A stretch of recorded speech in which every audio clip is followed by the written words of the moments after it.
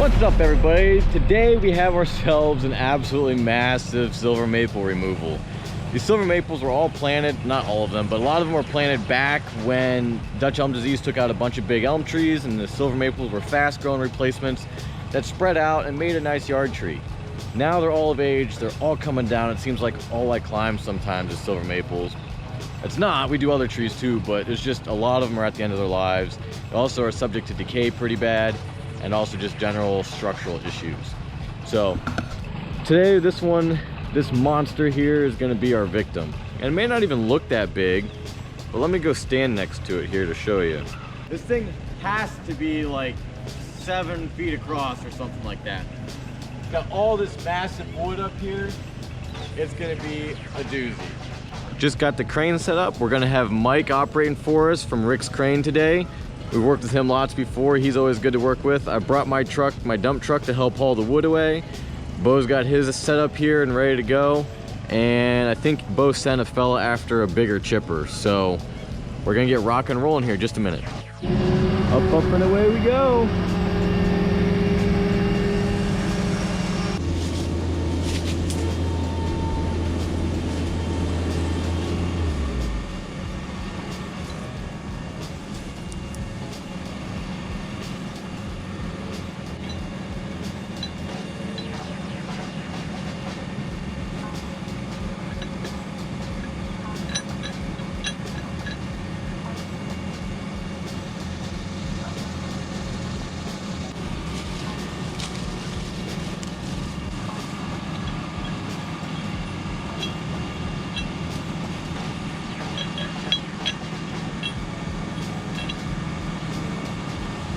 Okay, cable up on that. Let's see how they...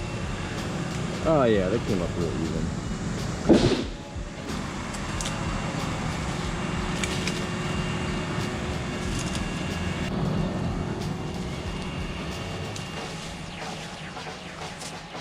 Well, we're scooted down the log here, and we're gonna make a cut here right at this union. Probably gonna cut it on the right side there.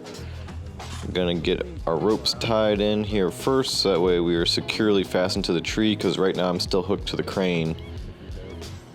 So we'll put a flip line around there, pull our rope out of the crane, and then it'll be safe to make our cuts. I think it's one of those things that people have strong opinions about. But It's important to have a good tie-in point that you can use as a rope egress from the tree, you know, if you get hurt or something like that. And so it's important to get your rope set up properly and all the way every time before you start a cut. This is the first limb in the tree, so we can't take it real big because we kind of got to get the tree opened up in order to be able to take bigger limbs out of it.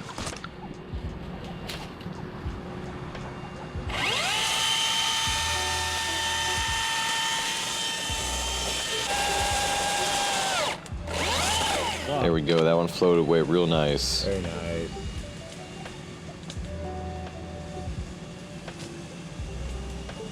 Mike went and set that down for the chipper to start chipping, and I am up to set the next set of slings here.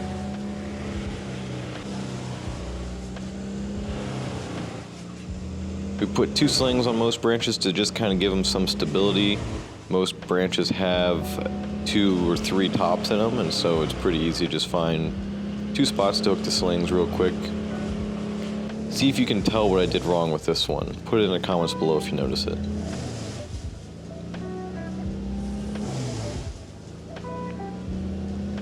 Once they're both on there, I have Mike tighten up on the slings there. See if our tension is evenly distributed on the branches, so that way we don't break one of them. And then I go ahead and slide down to make the cut. This tree's got a lot of leaves and sprouts and stuff on it. It's not particularly sprouty, but it's just a little bit difficult to manage coming down on a few of these. Again, got to get my ropes all set up before I can do any cutting. Need to get them set up in a way so that if I need to, I can just buzz down to the ground in an emergency. I'm always impressed with this little saw. I've got to say, this is probably the only electric saw that I'd be willing to use for crane work. It's the only one that can really handle some decent sized wood. Right there, it kind of pinched my saw a little bit, so Mike's gonna lift it off there and get some weight out of things. Just like that, she floated away real nice. I got this one all tethered up in the top already. I'm gonna cut it specifically where this branch comes off the back, so that way I've got a good anchor point for my rope. Sometimes that's a big deciding factor in where I cut stuff, you know, just on stems like these, there's not a whole lot of branches, and it's important to have your rope over a branch, so that way you can put all of your weight on it and it doesn't just slide down the stem.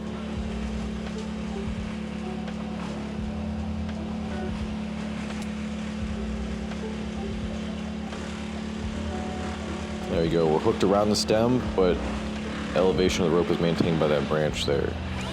We're making these V-shaped cuts today because they kind of provide a little cradle shape for the piece of wood to sit in until Mike lifts the piece off the tree. It's super important that the crane is what releases the limb from the tree because we don't want Mike cutting to do it. If I were to release a piece with the cut, it would mean there was some level of movement released by the cut. And if that's the case, that means that movement will have to be arrested by the tree, or by the crane, excuse me. We don't want to do that. We want the crane to be the one that initiates and stops all the movement. Here I plunged in because my V-cuts didn't line up real good, I'm ashamed to say. And I still, even with that plunge cut, it came off kind of hard. Thankfully, Mike didn't give me too hard of a time for it. He was kind to me. Here's another V-cut. This is a little bit smaller limb. You can see where these three sections come out of this one part of the tree. It's probably where the tree was topped a long, long time ago. It's amazing it survived this well this long because typically when silver maples get topped, they end up having some decay in a union like this where there's 3 or 4 pieces coming out. It's just because the trees can't heal their wounds faster than the wood decays sometimes. And look, that one floats away so nice. Kind of dragging on another limb, but not a real big deal in the grand scope of things. There you can see that piece laid down, really long, just about all the space we have to lay something down there. Here we're flying over the tree and Mike's gonna drop us down into a spot to put some slings on.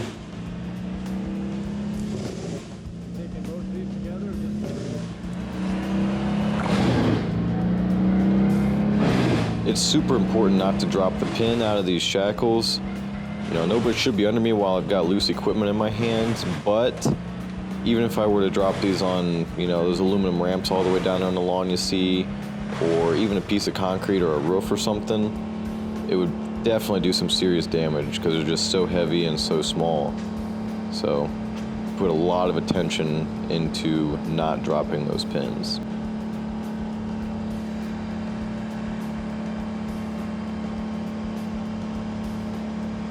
It is important to keep the pins tight.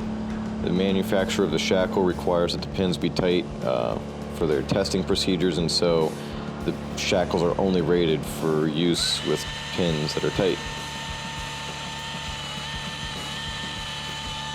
This is a little bit of a big cut for this saw. I was kind of pushing the limits here, and consequently I didn't make my cuts real nice. I had to kind of do some funny cutting there just at the end to get everything to come all the way off. And it, not something I'm proud of, but it's just how the day went, and I learned from it and adjusted and finished the tree with the bigger saw. You see those cuts didn't line up real nice, so I went in back with the nose of the saw and finished it up right there. Cuts are all made, Mike lifted it up, and it floats away. Perfect. Saw was making really good chips though. This one we already cut the top out of, and so we're gonna get the wood out now. There's nothing on this stem for me to hook onto with my climb rope, so I put the climb rope on another stem over there to help give me some stability. Got a bigger saw, make these cuts go a little faster on the big stuff.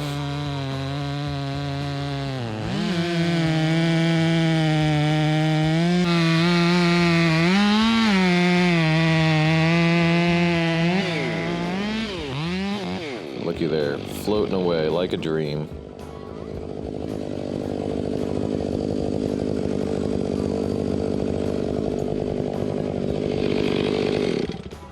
Well, we were having some problems with the chipper, so we went ahead and took the opportunity to move the crane back since we got a lot of that forward brush out of the way, and we're picking some wood out now.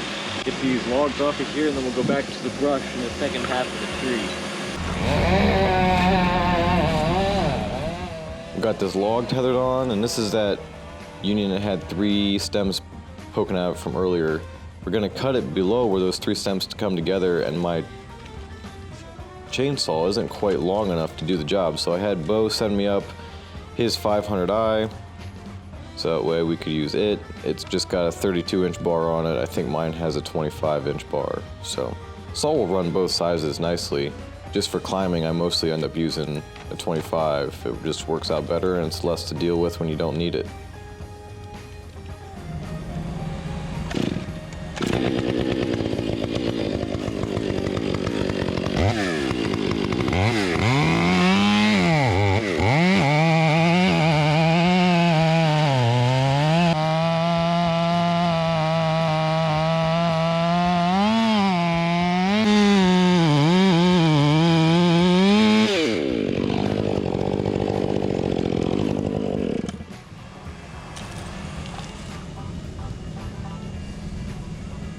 There we go. What's that one weigh? I don't think Mike heard me. He never told me how much this piece weighed. Got another piece of wood on the crane here. This one is a big branch that attached really low, and so I was able to cut it from the ground.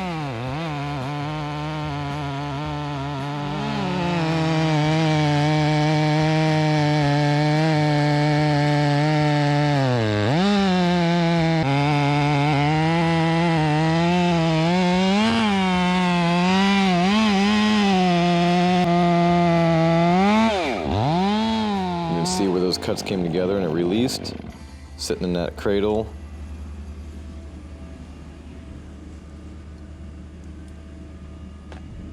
Then it was able to float away real nice.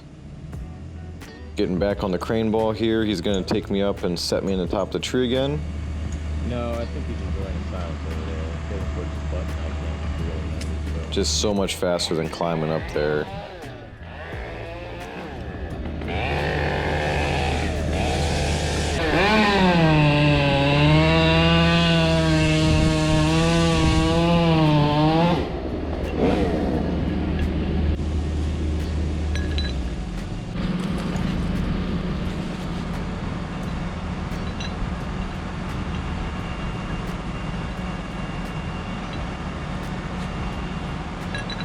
Just important to not rush. It'd be super hazardous to drop that pin or that shackle, so I take my time.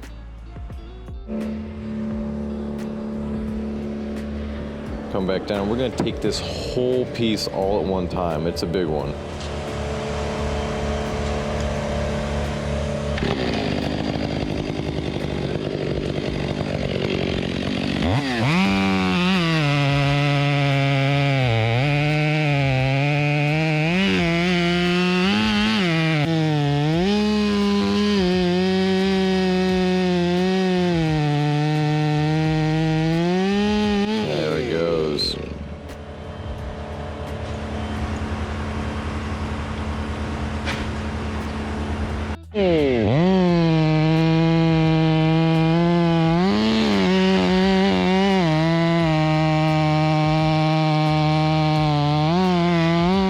See that right at that second when those cuts come together, the piece kind of sits down in the cradle a little bit.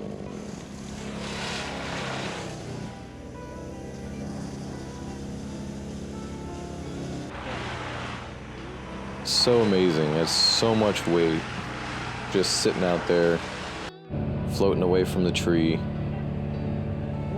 This one here weighed specifically 4,000 pounds.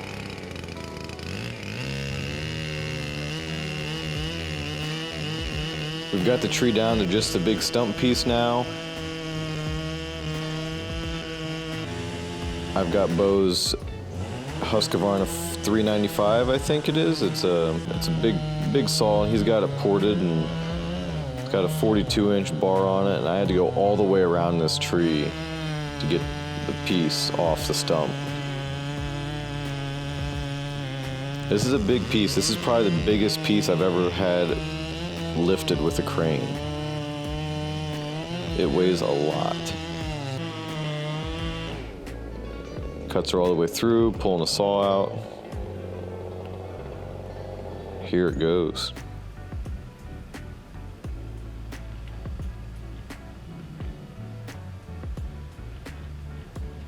Now, as it comes off, you see it floats away from the crane. That's because this piece weighs so much, it's actually bending the boom ever so slightly, and that forces it to float away.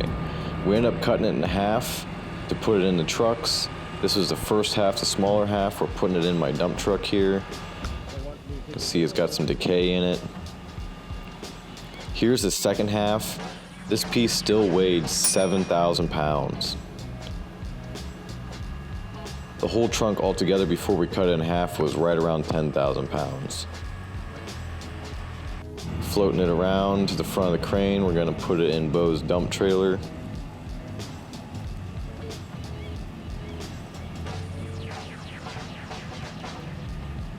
It's just so huge. It's huge.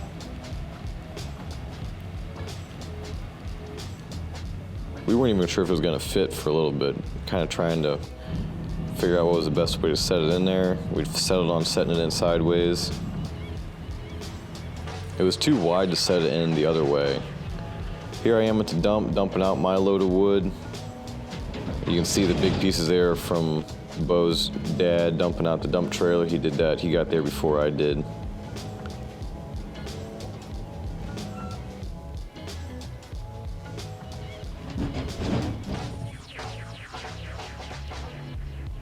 Wow, that tree really took it out of me. I don't know if you can tell, but I'm just really tired after that thing.